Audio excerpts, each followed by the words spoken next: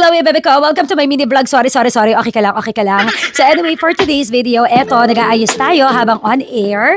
Ayan, sa Win Radio. At sinisingit ko na rin habang nagpapatugtog tayo ang aking paglapang. Kasi hindi tayo nakalapang sa bahay. So anyway, eto po ang aking OOTD. Samahan ako sa aking ganap right after my on air. Ako po ang magdadrive ngayon. Yes, it's me, myself, and I. And nandito na tayo sa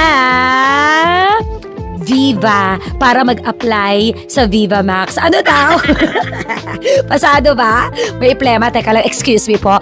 So anyway, nagpe-prepare na tayo. May pakapi sila mga jay para sa ating recording ng podcast. So eto, gumamit tayo ng tutsang away para every hair okay. Para hindi naman mag-hello-hello ang mga tutsang natin habang nagre-record tayo. At syempre, i-finish natin yung ating look with organic lip cheek tint. Yes, available na ito mga mima. Kaya check out mo na para for a glowing, blooming you. So anyway, I'm so ready. Time check.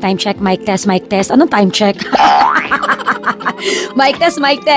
So anyway, nag-record tayo ng first episode, second episode. Syempre, change outlook din tayo. Anong outlook? Wala ka dyan. At syempre, may pa-third look tayo para sa ating third recording. Maraming salamat, Ate Vic. Siya po ang kumukuha ng video. Ayan. At syempre, pag nag-change look tayo, mag-change din tayo ng nasa labi natin. Ang ginamit ko, Maldita shade ng lip cream. O, sino ka dyan? O, walang job. Makapag-red, wagas. Sauce. Nasangla na ba? Hoy! Kailangan... And maraming salamat sa sponsor namin sa podcast na ito. Anyway, yung OOTD ko, ipapasilip ko lang. Ang ganda niya, no? Ang hirap din niya ilakad, B. Para akong penguin. And umariba pa nga ang mama mo for the last recording. Ito po ang aking OOTD. May pabalikat, mama. May pabakuna outfit. Tama ng aura, day. Mag-shoot na tayo. Nag-aantay na mga person. So makauwi na tayo. Gabi na. Kokodit Podcast. Akalain mo yun, sinamahan mo ako mula and it's a wrap! Bye-bye! Thank you po!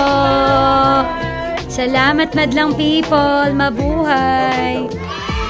Maraming salamat sa team na to ng Podcast. Nabubulat talaga ako, Mi. Basta maraming salamat po. Uwian na!